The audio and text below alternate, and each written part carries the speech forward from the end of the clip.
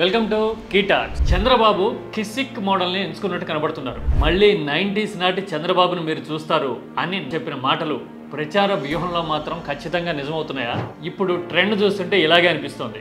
ఇందులో ఇంకో interesting political secret కూడా ఉన్నట్టు అనిపిస్తుంది. ఆ వివరాలన్నీ నేను మీకు డీటెయిల్గా చెప్పబోతున్నా. అంతకంటే ముందు మీరు కీటాక్స్ని సబ్స్క్రైబ్ చేయడం మాత్రం మర్చిపోకండి.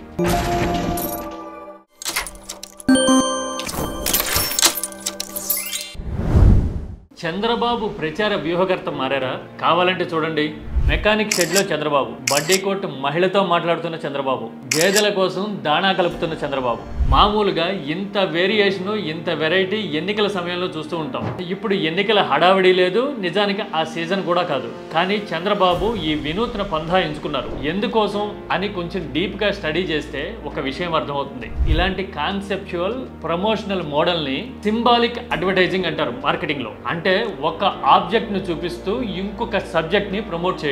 జనంతో నేరుగా కలుస్తూ, పేదలతో మాట్లాడుతూ, వాళ్ళ ఇళ్లలోకి, షెడ్లోకి, వాళ్ళ ఫైబర్ కుర్చీల్లో కూర్చుంటూ, నేను ముఖ్యమంత్రినైనా మీలో ఒకడిని అని చెబుతూ, నేను మీకు దగ్గరగా ఉన్నాను అనే సందేశాన్ని చంద్రబాబు చేరవేస్తున్నట్టుగా పైకి కనపడుతూ ఉన్నారు. అయితే దీని వెనుక నిగూఢమైన మెసేజ్ ఒకటి ఉన్నట్టుగా కనిపిస్తోంది.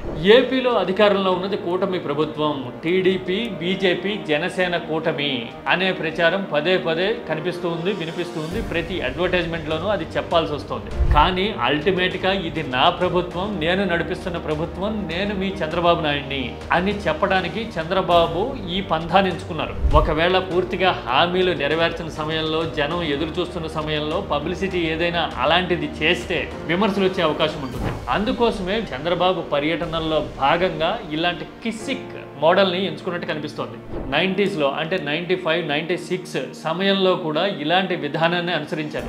ఎన్టీఆర్ నుంచి చంద్రబాబు పగ్గాలు అందుకున్న తర్వాత ఒక సవాల్ వచ్చి పడింది. పాపులారిటీలో కానీ, చరిష్మాలో కానీ ఎన్టీఆర్ని మ్యాచ్ చేయగలిగిన పర్సనాలిటీ ఏపీలో లేనే లేదు. ఆ విషయం చంద్రబాబు క్లియర్గా తెలుసు. అందుకోసమే విధానాల్ని ముందు పెట్టి ముఖ్యమంత్రి అంటే జనంలో ఉంటాడు, జనంతో ఉంటాడు, జనంలా ఉంటాడు అనే సందేశాన్ని వ్యూహాత్మకంగా క్యారీ చేస్తూ 294 నియోజకవర్గాల్లో విస్తృతంగా ప్రతి చోట, ప్రతి సెగ్మెంట్లోనూ హోర్డింగ్లు పెడుతూ భారీ స్థాయిలో అప్పట్లో ప్రచారం జరిగింది. దాన్ని ప్రజల వద్దకు పాలన అన్నారు. ఎర్ర రోడ్లు ఉన్న ప్రాంతాల్లో కూడా కార్నర్లో భారీ హోర్డింగ్లు చంద్రబాబు కనపడడం అనేది 30 ఏళ్ల కిందట రాష్ట్ర వ్యాప్తంగా చర్చ. సేమ్ అలాంటి మోడల్నే రిప్లికేట్ చేస్తూ ఇప్పుడు టెక్నాలజీ పెరిగింది కాబట్టి, మీడియా రీచ్ ఎక్కువైంది కాబట్టి, సోషల్ మీడియాని బేస్ చేసుకుని కిసిక్ మోడల్ని చంద్రబాబు ఎంచుకున్నట్టు కనపడుతుంది.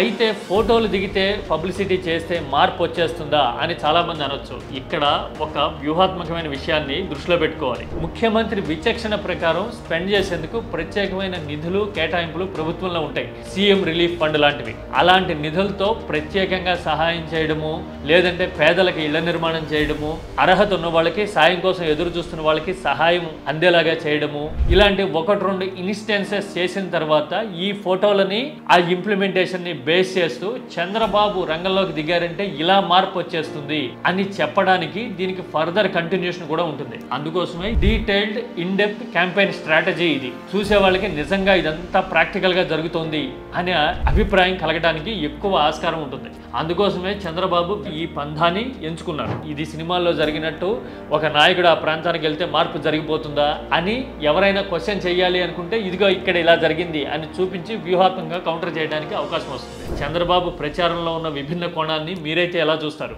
మీ అభిప్రాయాన్ని కామెంట్లో చెప్పండి. Don't forget to subscribe కీటాక్స్.